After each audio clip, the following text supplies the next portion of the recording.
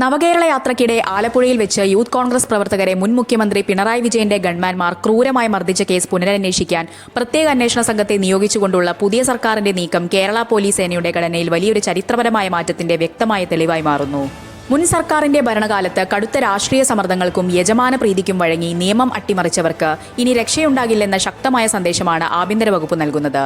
CPM-നെ ആകെ പ്രതിരോധത്തിലാക്കിയ TP ചന്ദ്രശേഖരൻ വധക്കേസിലെ ഒന്നാം പ്രതി കൊടിസുനിയെ മുടക്കോഴി മലയിലെ ഒളിത്താവളത്തിൽ നിന്ന് അർദ്ധരാത്രിയിൽ അതിസാഹസികമായി പിടികൂടി പാർട്ടി ക്യാമ്പുകളെ ഞെട്ടിച്ച് പ്രമുഖ പോലീസ് ഉദ്യോഗസ്ഥൻ KV ഷൌക്കത്ത് അലി IPS ഈ പ്രത്യേക സംഘത്തിന്റെ തലവനായെത്തുന്നതോടെ പോലീസ് ഭരണത്തിൽ പ്രകടമായ മാറ്റമാണ് പ്രകടമാകുന്നത്. മുൻപ് രാഷ്ട്രീയ താൽപര്യങ്ങളുടെ പേരിൽ ലൂപ്പ് ലൈൻ തസ്തികകളിലേക്ക് ഒതുക്കപ്പെടുകയും പിന്നീട് NIA-യിലെ മികച്ച സേവനം അനുഷ്ഠിക്കുകയും ചെയ്ത ഇത്തരം ഒരു നിർദാക്ഷിണ്യക്കാരനായ ഉദ്യോഗസ്ഥനെ തന്നെ VD സതീശൻ സർക്കാർ തിരികെ വിളിച്ച് ഈ ദൗത്യം ഏൽപ്പിക്കുമ്പോൾ അത് കേരള പോലീസിലെ രാഷ്ട്രീയ ദാസ്യവേലയുടെ അന്ത്യം കൂടിയാണ് കുറിക്കുന്നത്. സംസ്ഥാന പോലീസ് ചീഫ് പുറപ്പെടുവിച്ച ഔദ്യോഗിക ഉത്തരവ് പ്രകാരം ആലപ്പുഴ ക്രൈംബ്രാഞ്ച് SP ഷൌക്കത്ത് അലി IPS-ന്റെ നേരിട്ടുള്ള മേൽനോട്ടത്തിലാണ് പുതിയ പ്രത്യേക അന്വേഷണ സംഘം പ്രവർത്തിക്കുക. ആലപ്പുഴ സൗത്ത് പോലീസ് സ്റ്റേഷനിൽ ക്രൈം നമ്പർ 1574/2023 പ്രകാരം രജിസ്റ്റർ ചെയ്ത കേസിൽ ഇന്ത്യൻ ശിക്ഷാ നിയമത്തിലെ 294B, 324, 325 തുടങ്ങിയ കടുത്ത ജാമ്യമില്ലാ വകുപ്പുകളാണ് പ്രതികൾക്കെതിരെ ചുമത്തിയിരിക്കുന്നത്. മുൻ മുഖ്യമന്ത്രിയുടെ സുരക്ഷയുടെ പേരിൽ സാധാരണക്കാരായ രാഷ്ട്രീയ പ്രവർത്തകരെ തെരുവിൽ തല്ലിച്ചതയ്ക്കുകയും അതിനെ രക്ഷാപ്രവർത്തനം എന്ന് വിളിച്ച് ന്യായീകരിക്കുകയും ചെയ്ത പോലീസുകാർക്ക് ഇനി നിയമപരമായ സംരക്ഷണം ലഭിക്കില്ലെന്ന സൂചനകളാണ് പുറത്തുവരുന്നത്.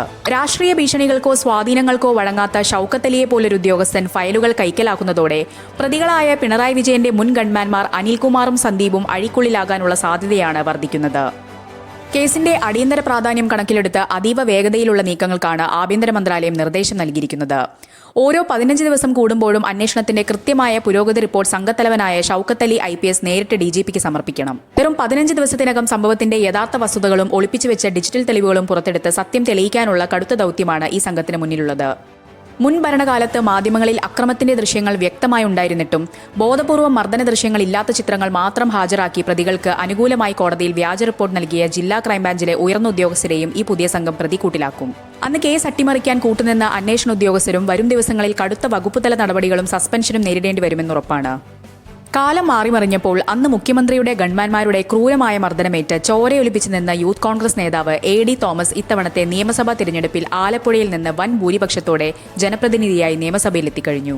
മർദ്ദിച്ചവർക്ക് മുൻ സർക്കാർ പ്രമോഷൻ നൽകി ആദരിച്ചപ്പോൾ മർദ്ദനമേറ്റ ഇരയെ ജനങ്ങൾ നിയമസഭയിലേക്ക് വോട്ട് ചെയ്ത് ജയിപ്പിച്ചു വിട്ടു എന്നത് വലിയൊരു രാഷ്ട്രീയ കാവ്യനീതിയായി മാറി.